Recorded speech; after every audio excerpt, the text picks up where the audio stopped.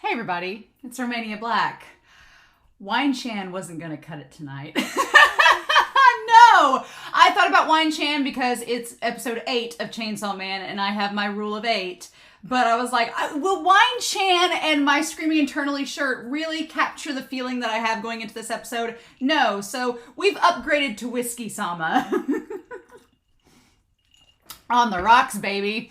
Yeah, that's where we're at. So, hey, it's Romania Black, and we're on episode 8 of Chainsaw Man. If you don't know about the rule of 8, I have a long-standing rule with any 12 to 13 episode series on my channel, where usually the 8th episode is special. And the only series that has let me down with this rule has been Attack on Titan, but I maintain that there's a different rule that applies to that series. So if you watch my reactions on that, you'll see what that rule is. It's an Isayama only rule because that's how he rolls.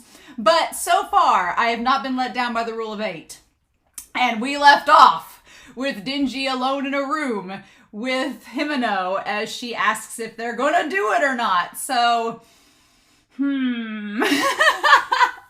But pretty much usually in a 3-act structure, and I know a lot of people in the comments have been like, well, the manga extends beyond the season, so does the 3-act structure apply? And I believe that it does. I think that any season or any arc, rather, of a manga, I think you can apply it to any series, you can apply it to a season, you can apply it to arc within a season or within a series, but you have a start of that arc, the middle of that arc, and leading to the climax of that arc and the resolution, and then you move on into the next arc. Or you conclude the series, whatever. And at this point, we only have episodes 9, 10, 11, and 12. We have 4 episodes left after this one. I believe that this episode is going to be transitioning us into the final arc of this season. Or the final act, rather. So, usually something crazy happens during that. So, we'll see, right? We'll see what that entails. But I'm pretty excited, honestly, to see what all we're going to get.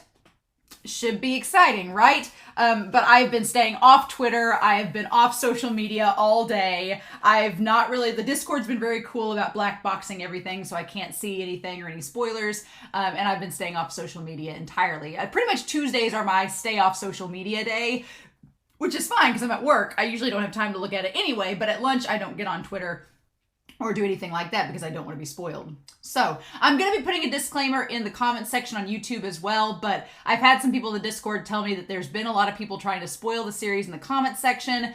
Dudes, ladies, gentlemen, please don't be jerks. I don't want you to do that. Like, I'm probably going to have somebody double check the comments before I read them from now on for the rest of the season, but like, don't be a douche. Like, come on. I mean, it's spoiling all the fun, right? There's definitely a time and place to talk about spoilers in a spoiler tag or a spoiler section, but just to be trolling like that, that's not cool. Like, that's lame. So don't be a lame person. So that's all my thing about that. It's kind of like how I am with plagiarism as a teacher. I'm like, come on, just don't. You know, like be sensible, right? But I do have some comments before we start. Alex Cornejo talks about how people like to compare Masato from Neon Genesis Evangelion to Makima and Himeno. And Masato gets kind of a bad rap. I know a lot of the comments were talking about Masato being like the groomer of Shinji. I feel like Gendo's more of a groomer of Shinji, to be honest. Then Masato had like 2 moments in the entire series where it was like questionable and suddenly she gets a bad rap. I think half of it's done just as a joke, but I think Matthew B extended the comment of Alex Cornejo saying like, she just wanted to get him in the damn robot. Like, you know, that's pretty much what it applies to. But honestly, you know, Makima and Himeno and their treatment of Denji is quite questionable.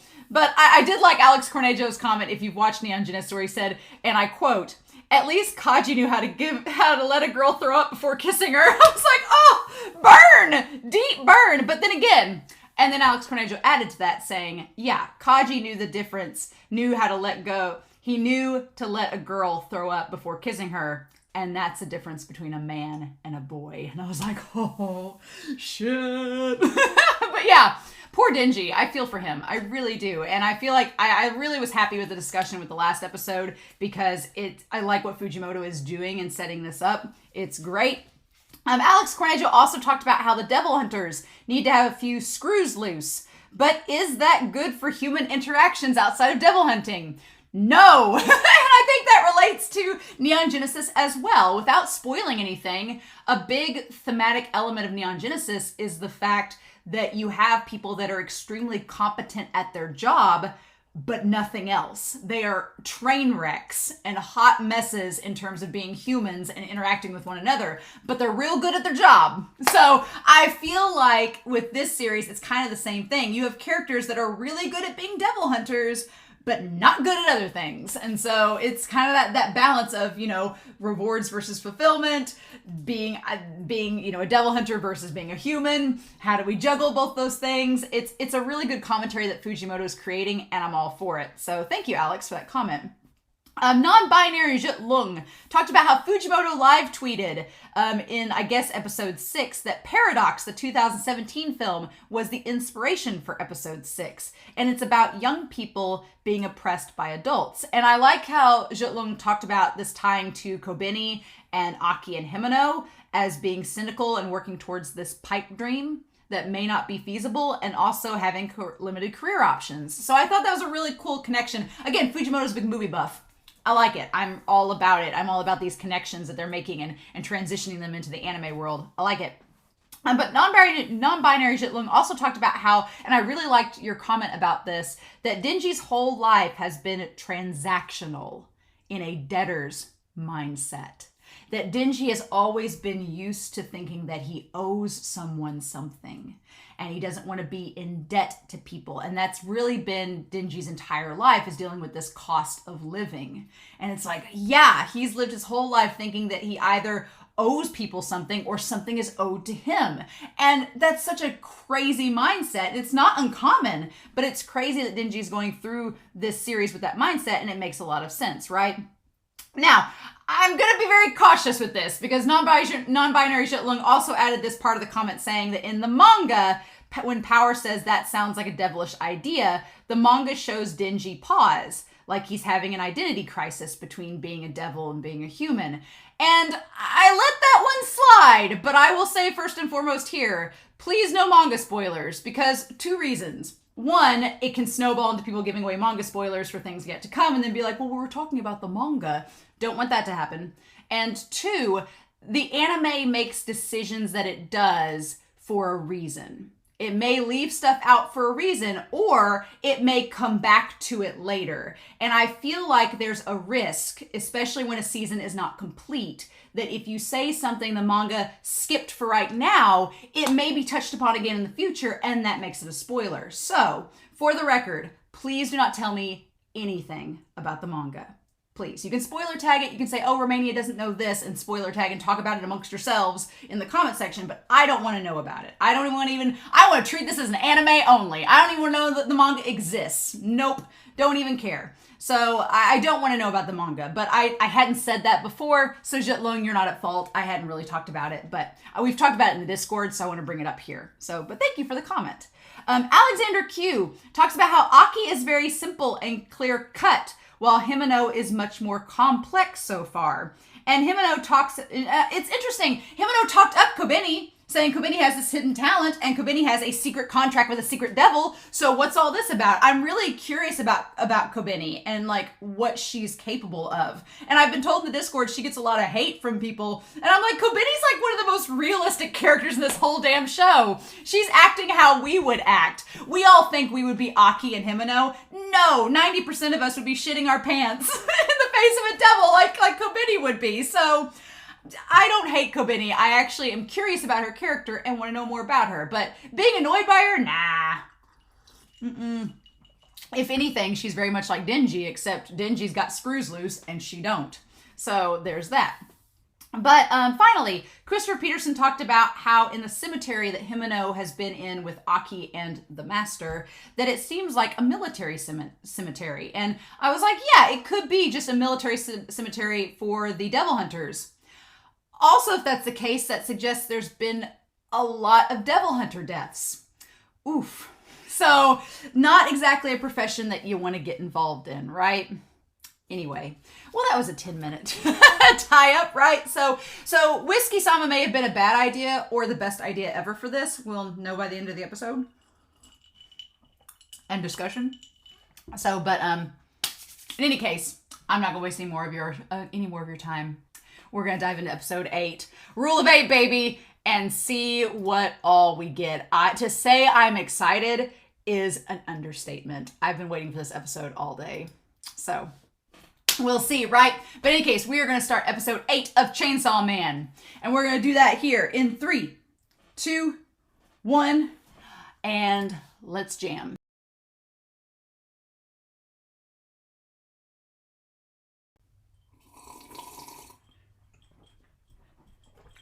This was a good choice. Holy Rule of 8! Rule of 8! Rule of 8! Well, that went to hell in a handbasket from 0 to 60, didn't it? Okay, here's the thing. Is Denji dead? No. No, he's not. Because he's the main character in this damn story, and he's not dead. He's incapacitated, but I don't think he's dead at all. No. He's got them chainsaws in his head. That bullet probably hit a chainsaw blade. He's fine. He's right as rain. Give him a hot second, he'll be fine. Himeno's dead. I had plans for her character. I had plans. I had theories. I was like, as the OP was hitting us, I was like, oh, I've got it all figured out. I've got the next 4 episodes all done with Himeno's plot. And then Fujimoto came in and said, no. It's funny because on the Discord today, or it was yesterday rather, several people in the Discord were saying that they recently had a poll for the least popular character in the series. Now, obviously, they did not spoil me and I was grateful because I didn't want to know who was the least popular because obviously spoilers. However, they did share that the 4th least popular character in Chainsaw Man is the mangaka Fujimoto. I was like, and it makes sense now because yeah, Fujimoto, much like Akutami, much like them, we have, mangaka. You had the big 3 when I was growing up. You had the big 3. You had Naruto, Bleach, and One Piece. They were the big 3. You had Tite Kubo, Oda, and Naruto's the one I'm least familiar with, so I always forget that mangaka's name, and I feel bad. But you had Oda, you had Kubo, and you had the author of Naruto, and they were your big 3 mangaka. But I never got the feeling that they hung out together. I always felt like you had these 3 major giant shonen manga, and the mangaka did their own separate thing. They were never like together for any press releases or something like that. It was never a thing.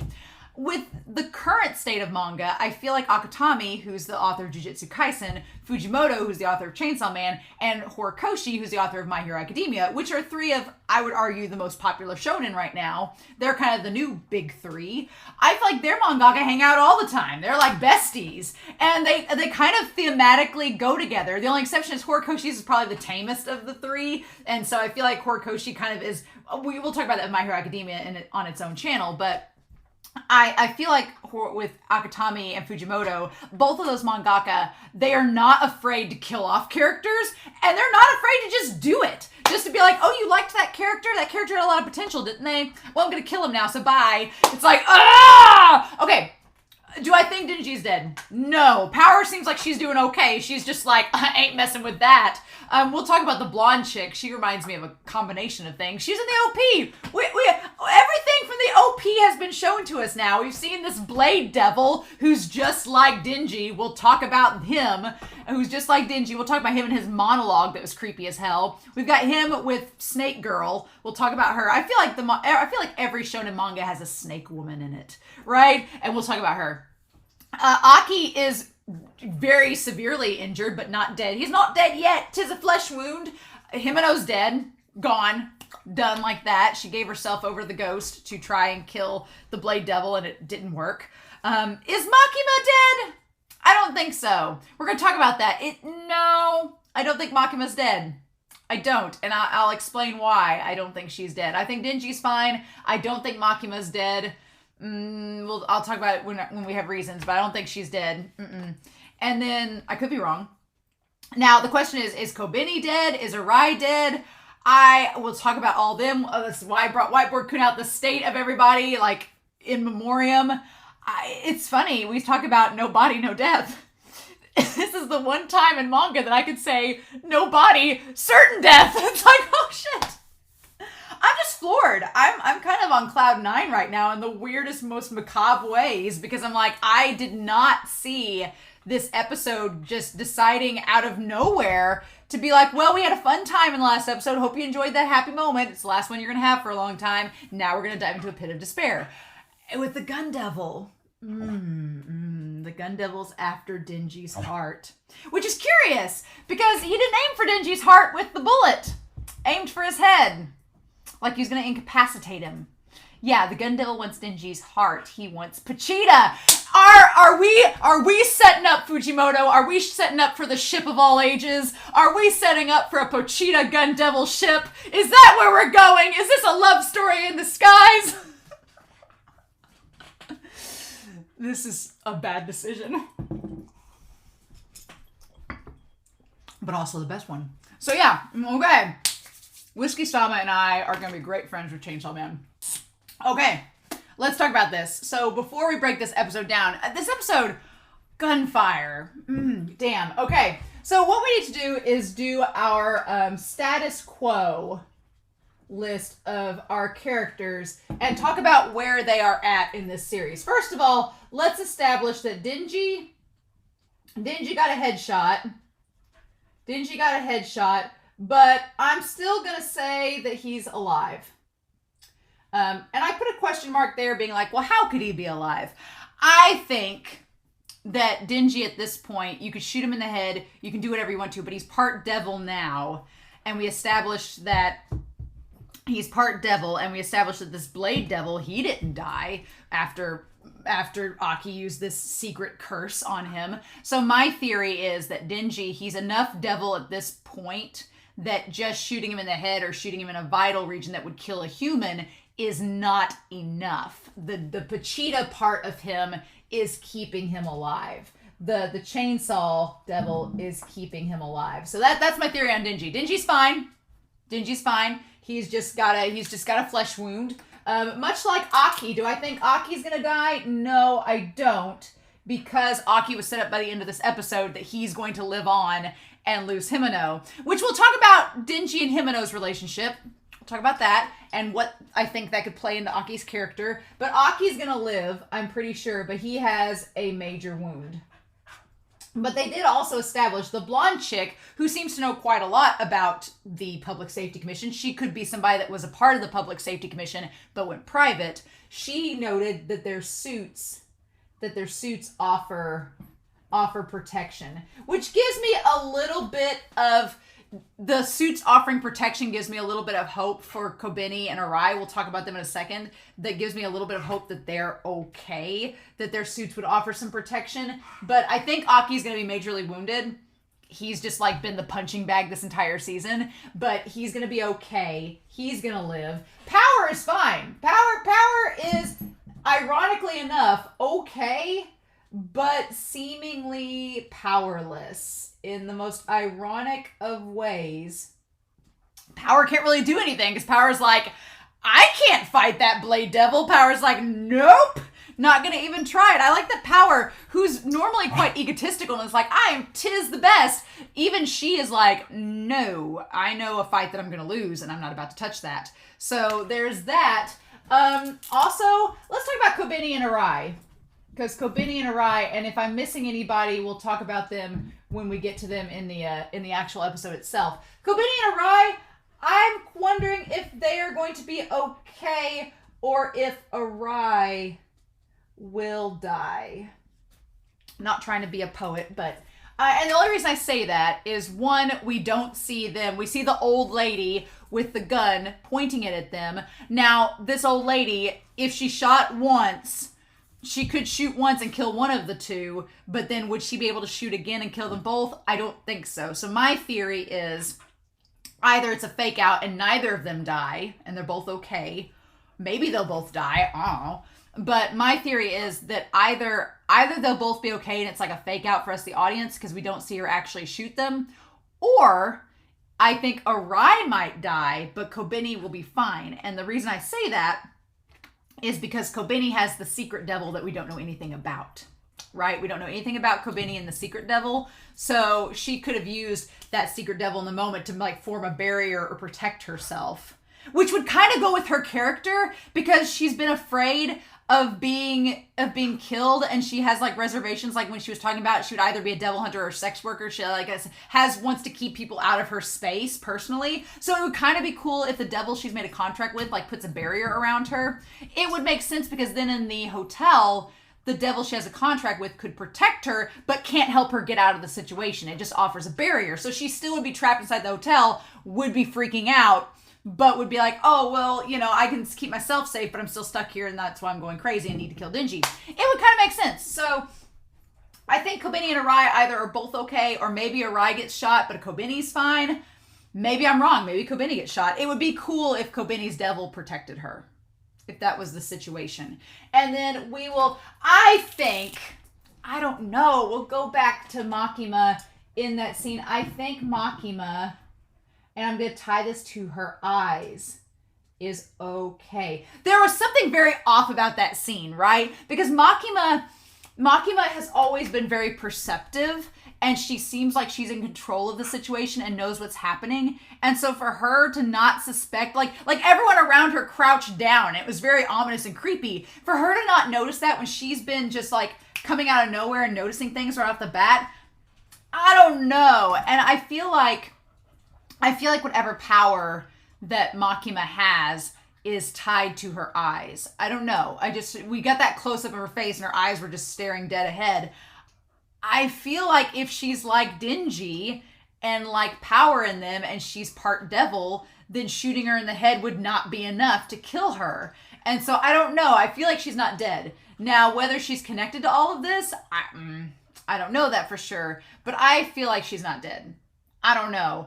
I feel like we've set too much up with her for her just to be dead. And I feel like losing her and Himeno in the same episode, when we've had this focus on both of them, I don't know. It doesn't seem likely. I don't feel like Fujimoto has something planned for Makima. I feel, and I don't think she's dead.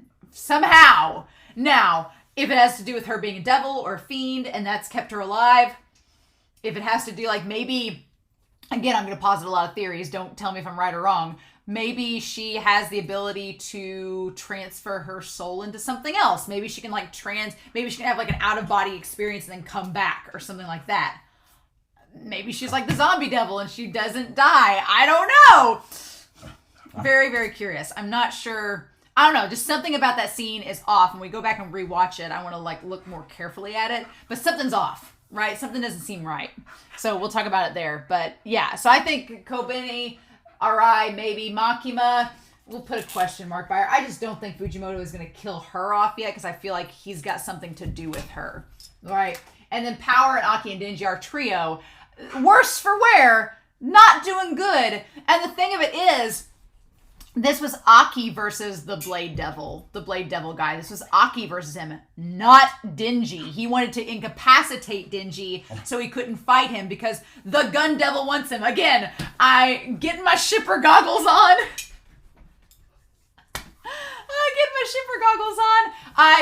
It'd be so funny if the Gun Devil wanted to lure Denji over to them to get to Pachita. He wants Denji's heart. He wants Pachita. The Gun Devil wants his Chainsaw Devil back. The duo that once was now could become once again, you know. Give me this, Fujimoto! Give me Chainsaw and Gun together. I need this. Right? But we got all the devils. The devils that were in, well, we got the two in the OP. We got Himeno's, their actual true form, and we got the Blade Devil. And then there's still that one that's doing the funky dance at the end, the funky chicken dance. We'll see what devil that is. Maybe that's Kobeni's. I would laugh so hard if that was Kobeni's devil. I would absolutely lose it if that was Kobeni's. That little chicken dancing devil from the OP would lose it. But, okay, we need to talk about the episode proper, right? And that's interesting. I could see some people not liking the beginning of this episode because I could see some people saying that it's too repetitive. It's just the same stuff over and over again that we saw in the last episode. there is an element to it of that, right? And I said earlier that I didn't want anything to do with the manga. I say that, and then I instantly want to know how this is looking in the manga. So, but, I will say this. I would not be opposed to knowing how this is portrayed in the manga. So those of you on Patreon, in the Discord, if you want to share the manga panels for this scene and show me what it looks like, I would be happy to see that. Because I would be curious before episode 9, knowing the differences and how it's portrayed in the manga versus how they portrayed it in the anime, right? I am okay with this final scene for a number of reasons. One is that it is portraying things from a different perspective, and we get to kind of see, we don't follow it entirely from Himeno's perspective. It goes back and forth like it did in the end of the last episode, but some of the things we do see from Himeno's perspective add a little bit more context to how she is. Also, R.I.P. Himeno. We know for sure that Himeno is dead. R.I.P. She gave herself entirely to the ghost devil, to save Aki. Because he has to live so that he'll cry over her. Which is, it's so much of kind of a metaphor that she made a contract with the ghost devil, and now I just feel like she's going to be a ghost lingering over Aki because he saw her disintegrate. I am really glad that, because when the blade devil and the snake devil, that the snake devil's hands, it's so cool. It's like a bunch of hands clasped together. It's so neat in its design. When the snake devil clasps over the ghost devil and clops it, you see the head of the ghost devil flying through the air. What I thought was going to happen was that they were going to pan over and we were going to see Himeno's head just lying there and the rest of her was gone. I was fully expecting it. I was ready for it. I was like, Fujimoto, you would not surprise me if you did it. But they had the decency to make her just fully disappear, which is still horrifically sad. Poor Aki. But I'm glad that they didn't just leave their head. But going back to this scene, we see her bringing Denji in and just collapsing to the ground and falling. Here's the thing. What this scene does is it allows us to have context, right? To have context into Himeno's state of being. And I feel like this scene is necessary because we've been talking on the Discord about this. Several people in the Discord were saying that a lot of reactors, not necessarily the reactors themselves, but some reactors and some people commenting were like, oh yeah, go Denji, he's gonna score at this hot chick. And I'm like, are we watching the same show? Because this is not supposed to be played up as a great thing. This is a bad moment. This is Denji about to make a terrible, horrific decision that's gonna make him feel 8 kinds of terrible. This is not we are not rooting for our 16-year-old protagonist to score with this incredibly drunk woman who is incapable of making coherent decisions. This is a bad scenario. And what I feel like this opening scene establishes is just how drunk she is. Because I'm not saying I've been there. I'm not saying I've seen friends that have been there, but it is a very realistic portrayal of someone that is far too intoxicated and is not capable of making good, rational decisions. Nope, not even a thing. And we go through this whole process of seeing how she puts Denji to bed, that she lies on top of him, collapses. It is a very realistic portrayal of an extremely drunk person and them just not being capable of making rational thoughts. Yeah, and her going to the bathroom and stripping her shirt off and brushing her teeth and stuff. Her even crouching. Granted, she gets in the fridge and gets something that's not just a beer, but her crouching on the ground, not only is it very animalistic the way that she crouches on the ground, but it's something that she's barely holding it together. She's barely keeping herself afloat. To establish that she is not in the right state of mind right now either. Denji is not in the right state of mind, and neither is she. And so I'm not excusing her actions. I think they're bad, bad decisions all around. But, and I commend Denji for not going through with it. And we'll talk about that damn lollipop. But I do think that this opening scene helps to give context to Himeno and prove to us, the audience, that Himeno is not being like a succubus. She's not being like this seductress. She's just an incredibly drunk woman that is being fueled by her emotions for Aki. And because she can't get to Aki, she's just acting out on the one thing she has access to, which is Denji. Does she want to have sex with Denji? I don't think so. But she's drunk, she's horny, and she's making bad decisions. And this is just where it's led her. And that's incredibly flawed, and it's not good. But I think that it proves, Fujimoto is proving a point that no, she's not being this seductress who like lured Denji into her lair. And in the last reaction I wondered if she had like roofied Denji. No, she just made a really bad decision. And I know people that have been there. So, and that's not saying that those people were like trying to seduce others. It happens. And it's not a good decision, but it is what it is. But man, I've never been so happier when Denji told her no. And the moment we see from her perspective, where she looks down at him and looks at him to see, and at that moment, he looks scared, right? When she looks down and sees him, he just looks scared. And then we go to Denji, and I like that after the intro, I want to actually go to the intro and see if we see, oh yeah, so we see like mountains and snow and bullets. We see that girl with the blonde hair and that guy. Okay. And so the question is, okay, we have gotten the one devil with the sword. I'm going through the OP right now. And we've gotten the one, there's the one dancing. We haven't gotten to that one yet. Interesting. Okay. We've gotten the other ones. I was wondering in this OP, I was like, man, we only have 4 episodes left. Wonder if we'll ever get to those other devils. We cut through like 3 of them in this episode. So yeah, and Denji's like, oh, I really like this portrayal of this scene where she asks if he wants to have sex, because it's portrayed very realistically, where she says to stick him up, and he knows what to do. He like sticks his arms up, and she goes to like lift his shirt off of him, right? Bless his heart, his little striped underwear. And then she calls him a good boy. The use of good in this scene, she's calling him good boy like a dog, right? And the use of the term good, where he's like, is this a good idea? No. And she says, good boy. So we have that contrast of him being like, is this a good idea? And she's like, good boy. Like just, contrasting those 2 elements. But we know that Himeno is not in the right state of mind. Her saying good boy is not a good thing. And he says, I was supposed to have my first kiss with Miss Makima. Well, that didn't happen. And this chick puked all over that. Like she messed all that up. And can I really let her have my first time?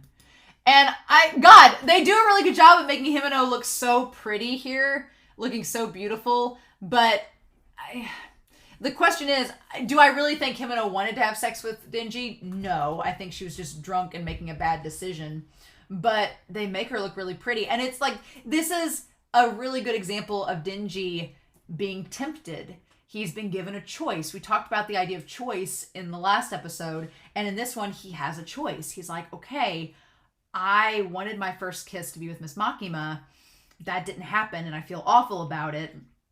So now am I going to give myself away to this woman who may or may not even like me and ruin what I also wanted to be Miss Makima's? And he's tempted because Himeno's there. She's willing. She looks beautiful. It's right there for Denji to take it if he wants it. And if Denji was going from the bottom of the pyramid, if we were looking at Denji from the bottom of the pyramid, we've had him up here. We've had him with needs. And now we're getting to wants and relationships. If he was just staying at the bottom of the pyramid, then sex with her would be fine. Because it's just fulfilling that wish that he's had. When he started out this series, he just wanted to grope a woman's breasts. He didn't necessarily know who or a specific one. He's just like, man, I want to score with a girl. Well, if he was still in the same place he was at the beginning of the series, this would be great. This would be fulfilling that desire he had in episode 1. But now he's moving up the pyramid a bit. Now he's established a relationship with Makima. He's established a relationship with Power and with Himeno. And he's realized that the relationship with Himeno is not at the level that he wants to score with a girl, like it is with Makima. So I love this moment and Denji's inner dialogue where he's like, no, I really don't want this. It's not what I want. And so, and he's distracted for a moment where he's like, yes, where he sees her and she looks beautiful and he gives in to temptation just for a second. But you can tell when he says yes, he's not happy about it. Not like he normally is, right? Not like he normally is. But Denji doesn't know what to do. He's not quite on the second level yet. He's getting there. But when he says yes, it's very unlike any other time he said yes in the series. The other time he'd be like, yeah, let's do it. And here he's like, yes, like I'm just bracing, like he's bracing himself, right?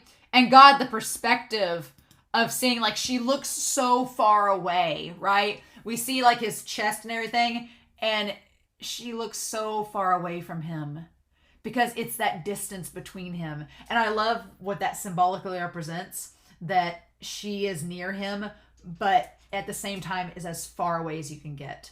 Like he does not feel close to her at all. And God, that's presented really, really well. And she goes to take off his pants and do all that. And I like that he's just like, what do we do about this? And he's like, And then as she's doing it, she finds the sucker, the lollipop. And I like that she looks so disgruntled. She's like, what is this? She's like, you got something in your pocket? And the fact that he kept that lollipop, she's like, Chupa Chups, ew. And when he sees it, it reminds him of Makima. I mean, here's the thing. The Coca-Cola lollipop, it's dual colored. It's two-toned, right? It's two-toned.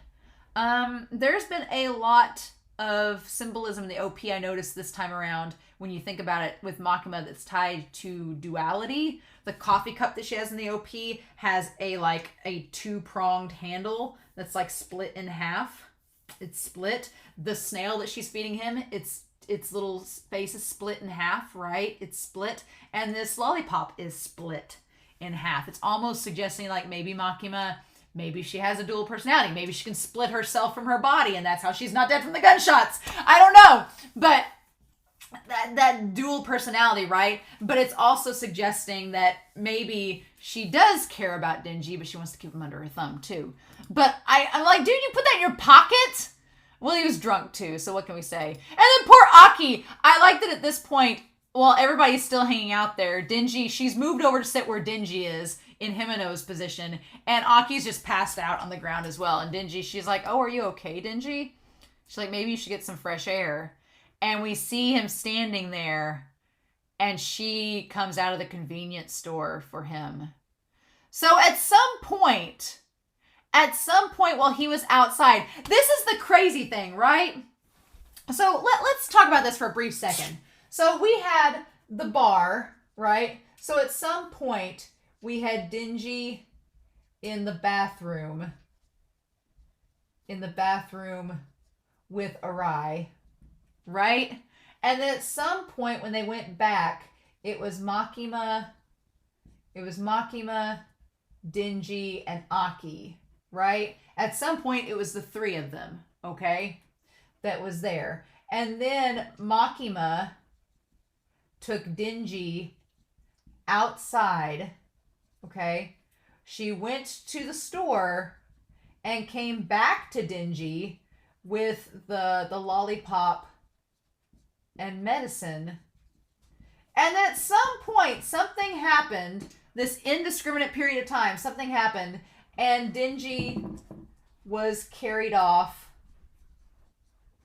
by Himeno when she went back inside. I'm assuming, but that's such a curious thing. I'm like, when did she have time? When did she have time to give Denji the medicine while they were still inside the... I guess what happens is that they were all still inside the restaurant chilling out. She took Denji outside for fresh air, came back and gave him the lollipop and the medicine. Then they went back inside. Then she stayed behind to pay for the food and the drinks. And while that was happening, Denji ran off with Himeno, I guess.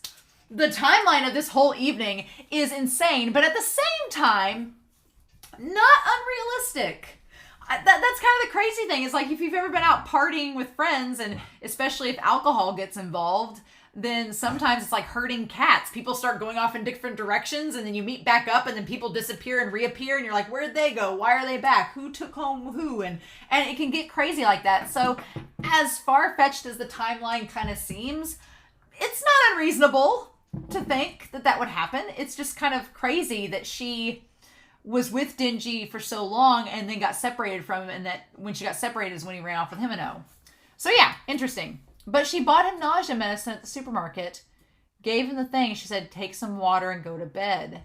Which is kind of like he was trying to get water when he woke up. So I'm wondering if he was trying to take the medicine that she gave him. And he's like, oh, Miss Makima. And he says, my first kiss turned out real shitty. And she just looks at him like, yeah, like just, yes, it did. He says, even if I kiss a bunch of girls from now on, am I going to remember the taste of puke every time?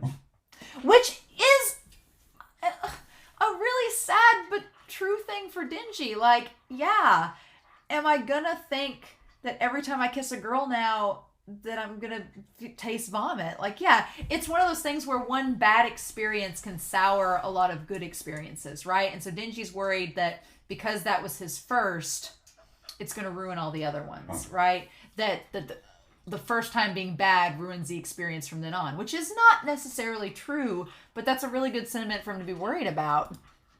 And you feel bad for poor Denji. And then Makima, she just like, she took less time thinking about her response to that and the indirect kiss of the lollipop than she did Aki's question about what is Denji. Just want to make note. She spent less time doing that than she did pondering that last question in the last episode. But she says, open your mouth, and gives him the sucker, the indirect kiss. And he knows it's an indirect kiss because he talked about Aki in episode 6 being like, yo, you and Himeno sharing cigarettes, indirect kiss. He knows what that means. And I love that shot. I want to get a picture of it, of her and the city lights and everything. It looks like straight out of the manga. I can only imagine what it would look like, right? And her saying like, there you go. And I actually like what Makima says here, where she says, I doubt you'll ever forget how that puke tasted. But it's okay. Because until you die, you're going to experience a lot of new things. She's like, yeah. She's like, that one bad experience was bad, but you're going to experience a lot of other things that are going to make up for it. Right? So, you know, it'll overshadow it. And you won't have time to think about vomit. She's like, yeah, you're probably never going to forget that first time, but you're going to experience so much after that that that will all fade. It'll fade into the background. You may not forget it, but it's not going to be at the forefront of your mind. She says, and as for your first indirect kiss, looks like it tastes like cola flavored Chupa Chups. And he has that. And of course, like Himeno's passed out. And he's there on the floor sleeping. And I love that Denji, he's just sitting there fixated on that lollipop. He's like, sorry, Pochita, you probably wanted the score. He's like, sorry, Pochita, I couldn't get with the lady. But I want my first time to be with Miss Makima. So until I kill the gun devil, until then. And then that's it. He's like, yeah, no. So Denji is being chivalrous. He's not going to have sex until he kills the gun devil and then can score with Makima. But I like that the idea that Makima gave him this lollipop almost is like, this is my tracking device on you, Denji. This is my little bit of control over you. That as long as you have this on you, you're not going to stray from that goal. I love this next scene. This next scene's wonderful. The scene where they're just out on the veranda, like the day after. Yep. And he wakes up and she's like, oh, good morning, Denji. And Himeno is just kind of that person where she's still got like the flushed cheeks. Like she's, just woke up. She's still kind of hungover. She's like, want some breakfast? And then they just sit on the veranda and she's got all the potted plants. What is there? 1, 2, 3, 4, 5, 6, 7, 8 potted plants. I wondered if she had as many potted plants as she'd had partners in the past. But then that would have only been 5. So 5 or 6. And I like she's like looking down on people makes the food taste better. I wonder if that's like another, like a kind of getting at the idea that food tastes better when you're in like a place of privilege, maybe. I don't know if that's saying anything. And then she says, I was so drunk last night that I blacked out. Yes, you were. And yes, you did. She says, I didn't take advantage of you, did I? And it's like, well, you tried. You tried to take advantage of him. But you did not. And I love Dingy's reaction. Dingy's like, you think I want a piece of some pukey chick? I love that Dingy's like, no. He's like, I didn't want to have sex with you. I like that Dingy like serves it right back to her, him and his bedhead. My first time's going to be with Miss Makima. And she looks so unamused. She's just like, whatever, fine. She's like, well, that's a relief. Like, okay. They toss you in jail for doing that kind of thing with minors, you know? I'm like, oh, God. We're glad for everybody that Dingy and her did not have sex. Real glad that didn't happen. Glad we avoided that. Mm-hmm. And so I love the perspective in this scene of them on the rooftop of her balcony looking out. Like, she's got a pretty sweet view. And she says, you're an odd one, Dingy. Most people would feel too awkward to eat after something like that. But honestly, that's the one thing about Dingy. It's like, yeah, a lot of people, you have kind of like a pseudo one-night stand, and it's not a one-night stand, and the next day you think it would be awkward. But here's the thing. Two things. One, they didn't have sex. So I feel like if they had sex, it would have been awkward. I feel like if they had done the deed, then Dingy would have been really dejected and really sad and would not have been in the same state that he is now. So that's one thing. But the other thing is that Dingy has been established since episode 1 to not really fall into societal conventions. He just doesn't. It's like stuff that makes other people feel awkward. Dingy doesn't care because Dingy's like been at the bottom of the barrel. He knows what that's like. So this is nothing to him, right? So I like that she's like, you're odd, Dingy. And plus he's got a screw loose, so it's fine. And he just looks back at her and he's just like, well, who the hell turns down free food? That's the thing. It's like, even if the date was bad, if they offer you free breakfast the next morning, are you going to turn it down? I'm with Dingy. Who turns down free food? Even if it's not good food, who turns it down? Right? Beggars can't be choosers. And so then Himeno, with a sober mind, is like, okay. Drunk Himeno had an agenda that was not a good idea. But she's like, sober Himeno is thinking, okay, Dingy likes Makima. So let's kill two birds with one stone. She asks him if he likes her, and he's like, I super like her. And then she's like, okay, would you still like her if her personality was shitty? And he's like, I'd like the shit out of her. So Dingy, bless his soul, Dingy is still like, he's getting up there in the relationships, but Dingy very much, he has put Makima on a pedestal. She is at the top of his ladder. She is the queen of the castle. He is fully convinced that she is the best thing since sliced bread. And he's convinced that even if her personality was bad, he'd still love her. Because she has shown him kindness. Yes, she's using him, but she has been kind to him, and by his standards, she's been incredibly kind. So he's like, yeah, no, he's like, even if she had a bad personality, I'd still love her. And him and I was like, okay, like, sure. And she thinks there for a second, and then says, well, then fine. She's like, I'm going to get the two of you together. I'm going to play wing woman. And Dingy's like, really? She's like, yes, for really real. We'll propose a secret alliance, you and I, Dingy. She's like, I'm going to help get you together with Miss Makima so you can help me get with Aki. And here's the thing. Dingy knows this now. He knows that she likes Aki. So when he comes to and realizes that she's gone, he's going to tell Aki. He's going to be like, she really liked you and was trying to get me to help get her with you. And what is that going to do to Aki? I'm like, ugh. Yeah, what do we do with that? So you help me get with Aki. And Dingy doesn't look surprised that she wants to get with Aki. He's just kind of like, what do you see in him? I like that he asks her, he's like, what do you like about him anyway? And she says his face, which is a lie. It's not an entire lie. She says it's his face, but that's not all. She thinks he's handsome, of course. She said that the last evening with the saying that Cone only liked, hot guys. but she really likes him because of his personality. But she doesn't want to tell, Denji that because they're bros.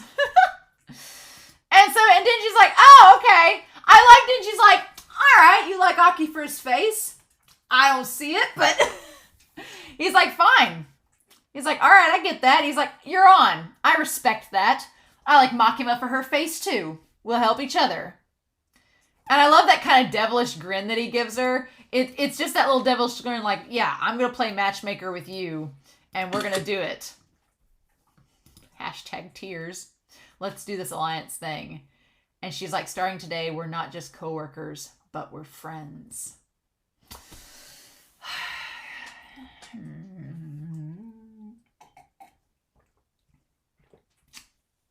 R.I.P. R.I.P. So yeah. So she's like, we'll just become friends then. And I don't know. There was something about this episode, and I feel like I've become paranoid ever since I saw this episode was called Gunfire. And every time there's like a quiet little moment, there's this creepy, eerie feeling that I've had in the series where ever since we saw Aki's family get blown away in that house, every time there's like a wide shot and a character in the middle of the screen and a creepily, eerily silent moment, I keep thinking that Himeno was just going to get blown away or something like that. I just thought something bad was going to happen because this show lulls you into a sense that you feel like something's about to like click and then it doesn't and you're like, oh, okay. It felt like this whole episode felt like a gun full of mostly blanks with like 2 bullets in it, right? And every time like something like a creepy moment happened, to go click, chick, nothing, click, chick, nothing, and you're like, at some point the gun's gonna go off, and then it does. And she says, you should come over for breakfast every now and then, bring the fiend and Aki. And he's like, so can Miss Makima come too? I wonder if she can come too. Which establishes something for me, like right off the bat. And you would think in that moment that Himeno was treating it like a double date, like you had a double date, like you had Denji and Power coming with her and Aki, and it'd be like a double date. But the moment that Denji says, I wonder if Miss Makima could come, Power's gonna end up being the fourth wheel. Power's gonna end up being like the fourth wheel in all this, being like, what the hell was this? Or being the third wheel, rather. It establishes that Denji does not think of Power romantically at all, which I'm absolutely fine with, that she's just his BFF, his best fiend forever. I want best fiend forever things with them. Okay, so when you talk about the scene on the train, the way that it's set up, it feels, you have these characters. You have him, he has a towel in his hand, and it's like, what is he getting? He has the handkerchief, and he's like wiping his hands, and he puts it up, right? And then you have the people there in front and behind her saying, when are we supposed to be in Kyoto? And he says, in about 30 minutes. She says, I should buy lunch at the station. And he's like, you've got a lunch meeting at 1. And I'll be sure to be hungry by then. She never looks away from the window. And she just looks like her gaze is elsewhere. She's like, I hate meeting the bigwigs. They're so intimidating.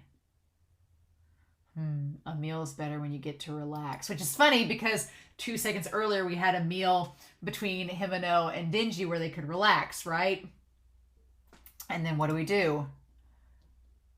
But she can see everything in the window, even the reflection, right? So she says, last night's drinks were very good.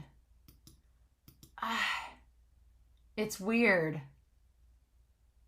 And then we see at this point, it's so quiet between them, right? And we see the 4 duck down. And he's on his phone messing around, right? So is there something to that? And then she never turns to look away, right? And it seems like he's still messing with his phone. And then we see the gun show up. And the 4 of them had the guns. So, what the heck? So the gun devil. Let me use a different color. So the gun devil, will put them over here. The gun devil's power. I wondered how the gun devil could kill all those people in a short amount of time.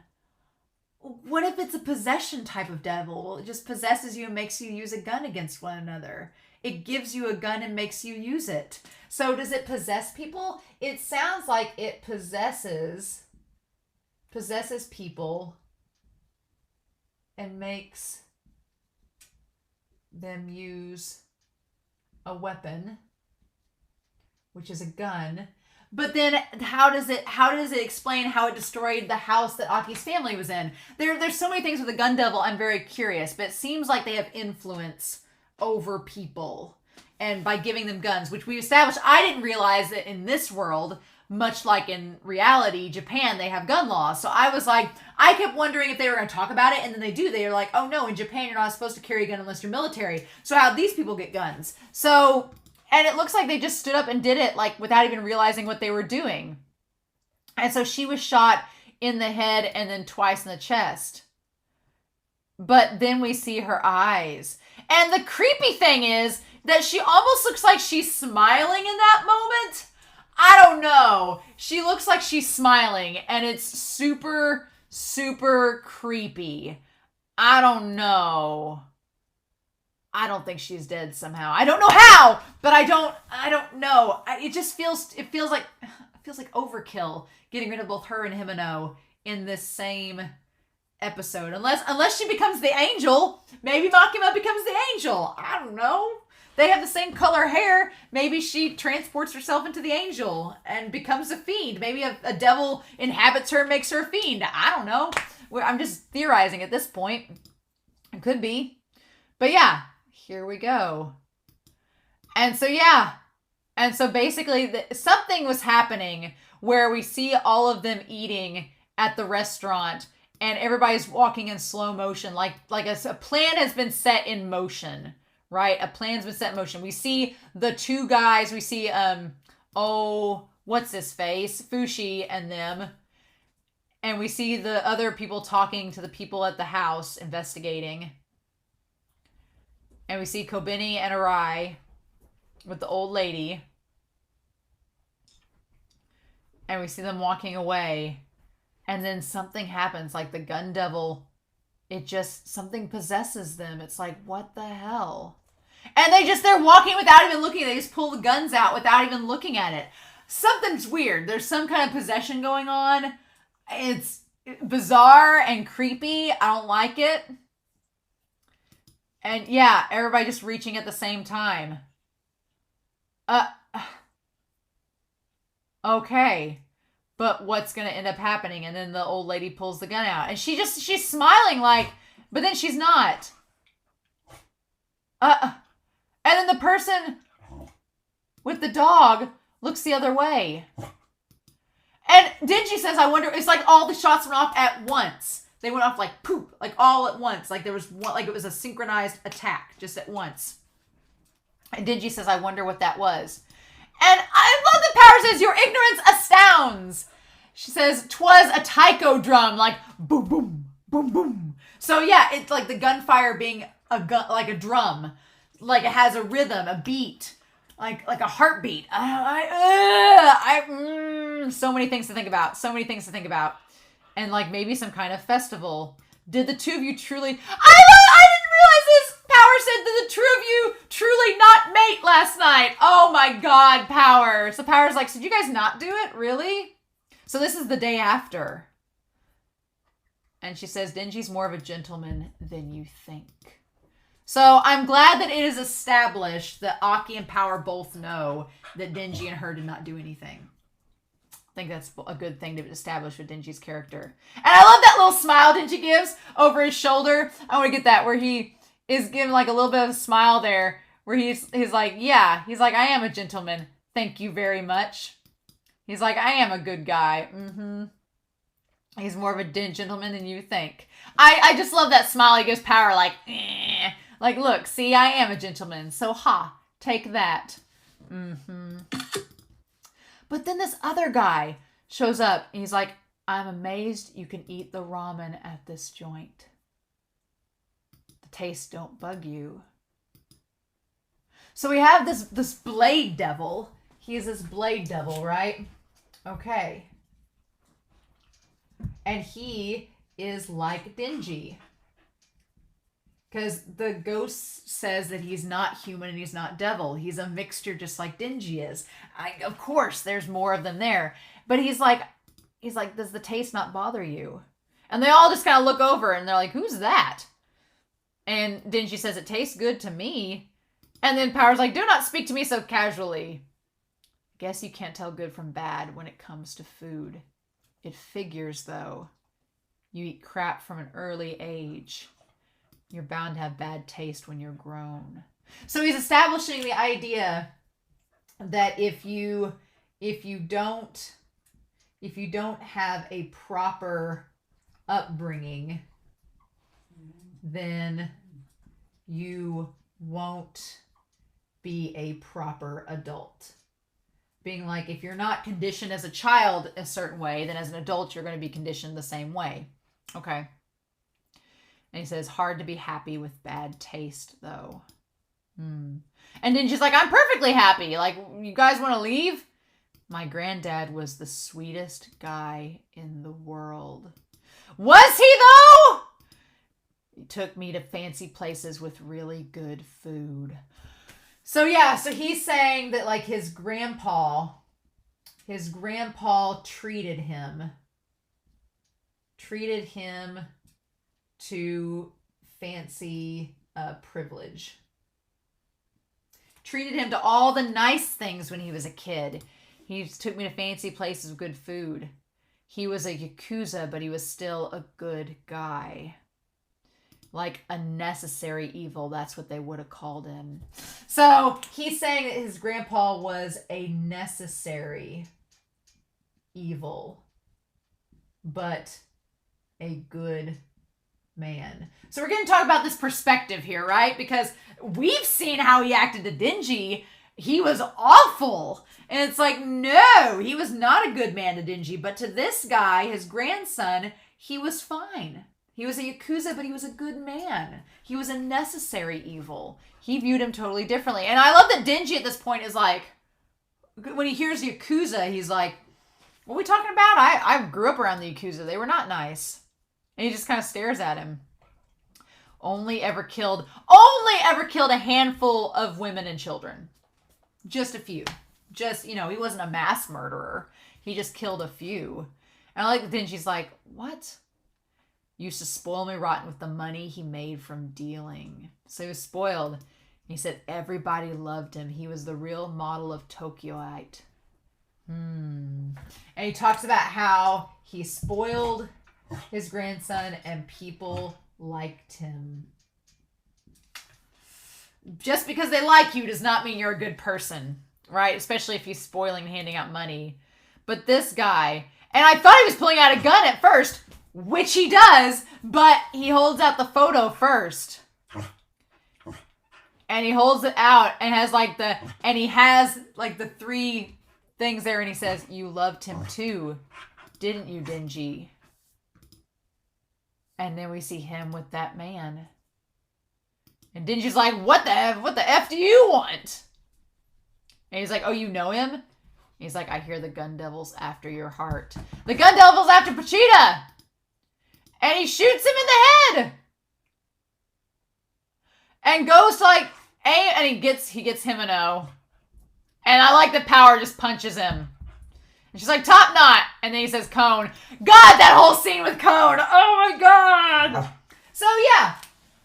And then he says the gun devil is after your heart. He's in love with Pachita. No one can stop me now. You can't stop me from shipping the gun devil with Pachita. You can't do it. My ship will live on. The fanfic writes itself, knowing nothing about the gun devil. But yeah, so this guy, apparently he's made a contract maybe similar to Pachita with the Blade Devil, however that works, and has been employed by the Gun Devil to find Denji, but I don't think that he's trying to kill Denji. I think he's trying to incapacitate him so he can take him to the Gun Devil so the Gun Devil can get with Pachita, because he says he wants Denji's heart, meaning he wants Pachita. That's what we're getting at. And then I like Cone just popping out. Man, Cone looks so badass. Like, I just love Comb popping out, but just so badass. And the way that that whole animation sequence was, yes, please. And Aki trying to survey the situation really quick. I love that he's in the light of Comb, like the light of the eyeball. It's amazing. And so, yeah, Denji's out of commission. And you can kind of see where his head is. And then Himeno, she's been hit in the chest. Like, she wasn't going to make it anyway.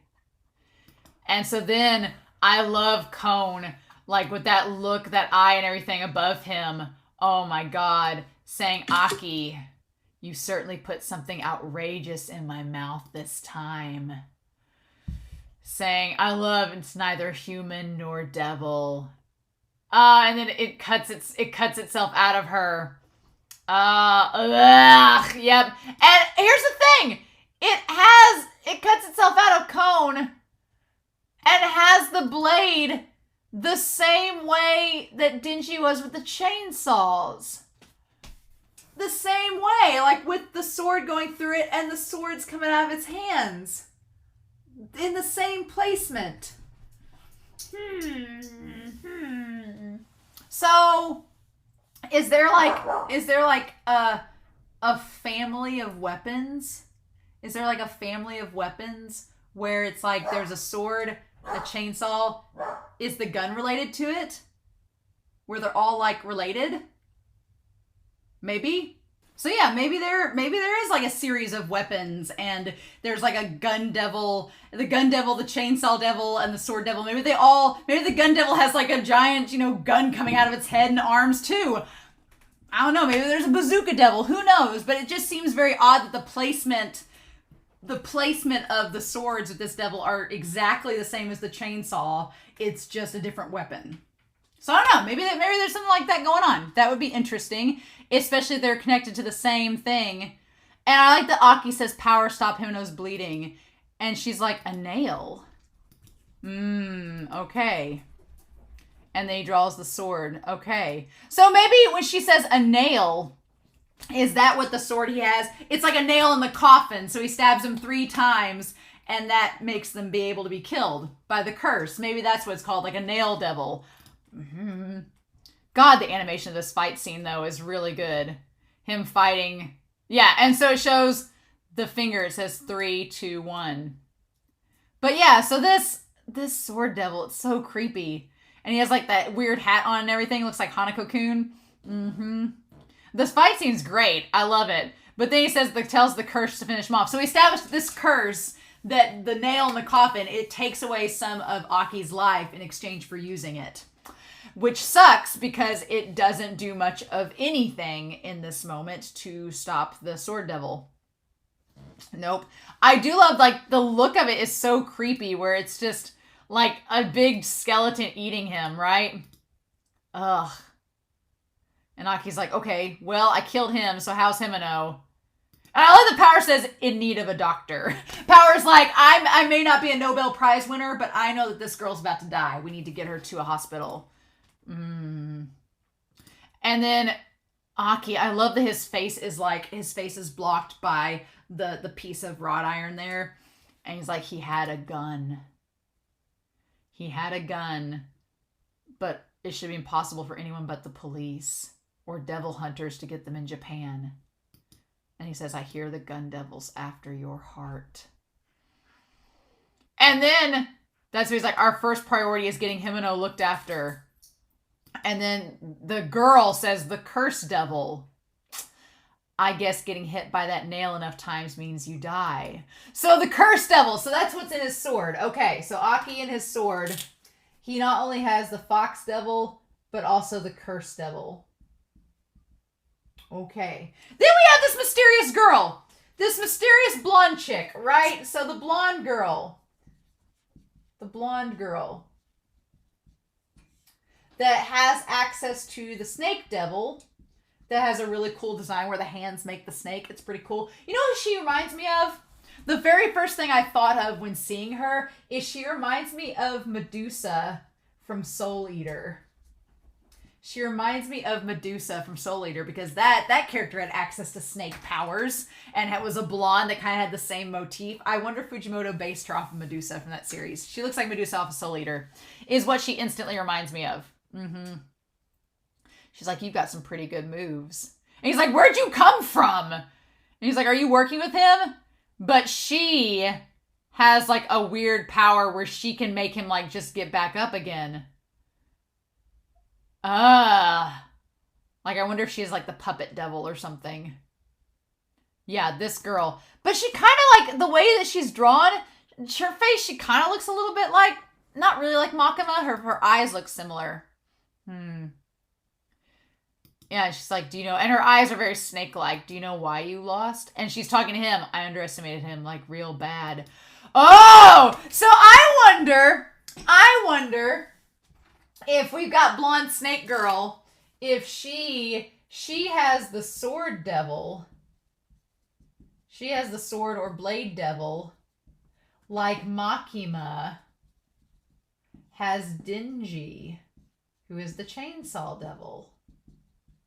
So I wonder if maybe this blonde girl and Makima are going to be rivals. I thought it was going to be like Himeno and Makima. Nope. Himeno was not on the level. But she, the snake devil girl, seems like she would be somebody that maybe could, as dreadful as she is, she's dreadful enough that Power and the ghost devil were like, I feel like maybe the blonde girl and Makima are going to be against each other. Maybe. He's like, better kill him this time. And then he just goes after him. Oh. So it seems like the Blade Devil, oddly enough, the Blade Devil is fueled by revenge on Denji for killing his grandfather, when really it wasn't Denji that technically killed him. It was the zombie devil. But okay. So got that. And then, yeah, he just automatically, he gets really fast and flies past. And Power's like, I couldn't keep track of his movements. Who is this lady? And yeah, he flies past and like just stabs Aki. Oh my god. Awesome. Nope. Not having it. I think Aki's okay, oddly enough, but I'm worried for him because this Blade Devil is like about to kill him. And she's like, he's still alive, you know. Those Devil Hunter suits are pretty sturdy. Finish him off. And he like obeys her. And Himeno's like, you need to help Aki. And she's like, I cannot. I couldn't even follow his movements. She's like, I know when I'm not going to fight against something I can't win against. And she asked the ghost, and she said, no, that girl is dreadful. Like, no, not messing with that girl. Like, she seems human. She doesn't seem like a fiend. So, the hell? Oh my god. And Himeno realizes that she's gonna die. And I think at that point, Himeno realizes, she's like, I'm gonna die. So either I sit here and nothing happens, or I just give the rest of me, go quick, and save Aki. And she decides to do that. To give all of herself. And it's so creepy, but in the most macabre way, this scene is absolutely beautiful. If that makes sense. It's so bonkers and gorgeous. And then there's the other devil with the flowers and everything. And its eyes are the mouths and everything too. It's so creepy, like just the design of it. But there it is with the flowers and everything. Looking down, most devil hunters see so many people around them die. So often their tears run dry. But Aki cries so easily. Establishing the idea that Aki, she says most devil hunters, they get desensitized. They see so much death that they stop crying because they can't feel empathy anymore because they've seen so much death. They just don't understand it anymore. They can't feel empathy. They can't feel sympathy for others. They become numb to it all. But Aki is so compassionate. He's so compassionate that he's not been desensitized. I worry about him though, because I'm like, him losing Himeno, I feel like it's going to be a major blow to him, and it's going to be up to Denji, BFF in training, to really, help Aki through this, but I don't know how that's going to happen. And that's really, really sad. And she says, Aki cries so easily. I used to think it was funny how he would cry in private after the rookies he looked after died. Like, he was just that sympathetic. And then I love that she's like, having someone care for you enough to cry like that. And she gives herself away. Must be nice. So the idea is, she's like, the fact that you still love someone enough to cry over them. She's like, I've long been gone from that. God, and this monologue juxtaposed next to this fight scene. Oh my God. It's so well done. And he asks her for help. And she says, I love that ghost coming in. And I love the idea that you have Himeno on one side and you have her on the other with the snake versus the ghost. It's great. And she's like barely hanging on. Oh my God, it's so creepy. And you have the blue blood. You can tell that the ghost is an actual devil. It has the blue blood. And he is human and devil because he's got the red blood still. And then she uses her hand against the ghost. And Aki like can't say anything, right? She's like, don't die on me, Aki. As she's like starting to become translucent. Oh, so that when I die, you can cry for me. And Aki, oh my God. You can cry for me. Oh. And then she says, snake swallowed whole. And I love, just like the ghost with the hands, we have the snake with the hands. Oh my God. This huge devil just comes right from her. Oh. And then she's like, leave. And then it just leaves with it decapitated. And the sunlight coming out. And Aki looking over as the sunlight shows him. Oh, honey. And she's gone. All of her with the head eye patch and all. Damn. And then we have this ED. And I want to go through this ED, right? This ED where we see her at night with the construction there. I want to go through the visual of this ED. Like her looking out the window at the terrace, the lighting of the cigarettes. We see them outside of his apartment, lighting the cigarettes together, sitting on the balcony. We see them both standing side by side and both lighting the cigarette, sharing together, like leaning close, right? And then that's curious. It almost looked like Cone's eyes for a second. Was that what it was? It seemed like it was Cone's eyes, like between the fire between them.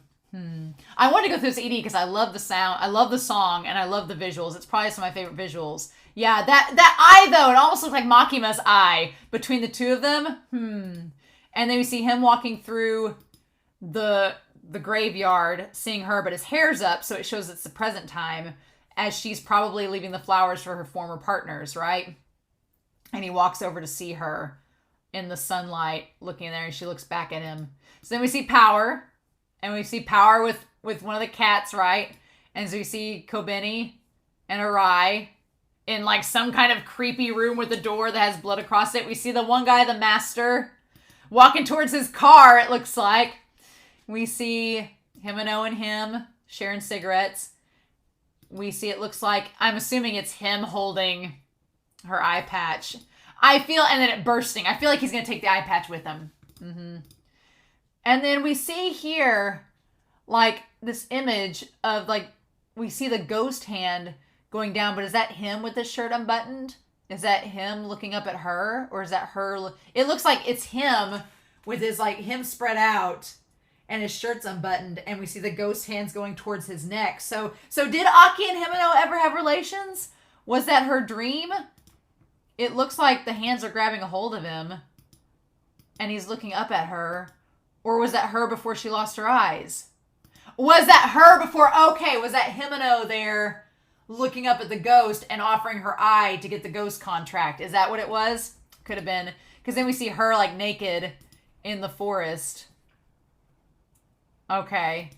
And then we see, it looks like the ghost. Oh, and all the trees, that's cool. The roots of the trees look like hands.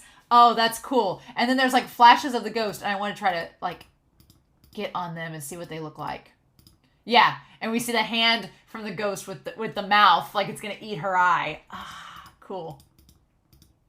And then we see Aki standing out amongst the others. We see Makima's eye, and we see her standing at this long table looking like a creepy doll, and behind her everything's breaking. Sure, she's not dead. And then we see this blonde girl and the Blade Devil. All right. And then we see them walking around. Okay. And then we see this monster with the eyeball and Cone coming in to destroy it. Like they were on a mission and this was something they were fighting together. What the hell? And we see her and Aki running through this as they're fighting this and then grabbing each other's hand. He uses the sword. Like talking about them like fighting. It's Edie's telling like an untold story of them fighting another devil together. And then she walks to the field. The symbol that every anime that has a character walking through wistfully through a field in the sunlight, they're dead. Spoiler alert, if you see an Edie or an OP with a character walking by themselves through the hazy sunlight of a wheat field or a flower field, they gonna die. Alright? Oh my gosh. And then Aki looking up into the sunlight. God, this is beautiful, this Edie. And then him carrying flowers to her grave. And the butterfly. And the flowers dying. Her with the cigarette. And then him holding the flowers in the sunset. And then seeing Denji in power. Seeing her and then walking back. So it's Aki leaving the flowers there in the sunset. Oh my god, that's gorgeous. And then walking back to Aki, to Power and Denji. And then leaving, he left the cigarettes and the flowers at the grave. So is he going to give up smoking after this? Is he going to quit cold turkey? Damn.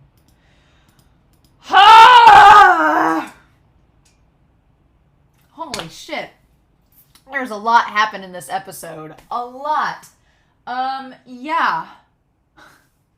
So, R.I.P. Himeno. Girl gave her life to save Aki, but I don't even know if it did anything because we don't know about the Blade Devil or this girl with the blonde hair, the Snake Devil, Snake Charmer girl. Who knows? Power's okay. Power's like not hurt at all. Denji had a headshot, but he's probably okay. And then we don't know the status of everybody else. We don't know the status. It would be really cool if the teacher came in. Like Kobeni and Arai and Fushi and the others are probably dealing with stuff. But what if the master, what if the master came in with that cool car? He had that black car, right? What if he comes in like to save the day? He jumps over across the building with the car and is like, get in, kids. And they grab and go. What if the master, because if Himeno died, I mean, he was Himeno's master. What if he came in to save his grandson, technically, by association, which is Aki. That would be cool if Suda came in to rescue them and save the day. I don't know. I don't think Makima's dead, but I don't know how she's alive. I'm just kind of in that gray area. She feels too important to be dead. But I thought, I had this all planned out. I was like, Himeno and Denji are going to try to, woo Makima and Aki to their side. It's going to be this big old thing. Nope. Fujimoto said, no ma'am. Not for you. So yeah. Okay. And so the Gun Devil's after Denji's heart. We've already established that. And so the question is, where do we go to from here? We have definitely made a turning point where we are now moving from happy times into the full-blown final 4 episodes of the season. If the Gun Devil was not an established problem, they are now. So what do we do about them? How does the Gun Devil's powers work? How does the Gun Devil possess people, make them use guns? Does he even possess people, make them use guns? Is it something else? What do we do with it? Very curious. Very curious indeed. But we'll see, right? We shall see. So I'm curious to know your thoughts down below. Please no spoilers, hints, or clues. But I hope you all enjoyed this reaction discussion, but I'm going to go back and rewatch this episode. Rule of 8 still stands. So in the meantime, I hope you all have a wonderful week. Please stay safe, take care, and yeah, I'll be back next week with episode 9 of Chainsaw Man. Bye.